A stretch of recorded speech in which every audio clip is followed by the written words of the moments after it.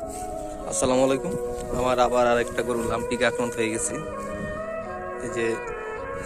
এই যে একটু একটু হয়েছে, একটা ব্যথা ও ব্যথা লাগছে। আজকে প্রথম এটার সিমটম দেখা দিচ্ছে, এখানেও আরো কয়েকটা হয়েছে পিছনেও। তো এটা নতুন গরু, তো এই জন্য এরকম হয়েছে। এটা হয়তো আগে এর আগে হয় নাই। তো এটার আজকে থেকেই চিকিৎসা দেওয়া শুরু করবো ইনশাল্লাহ।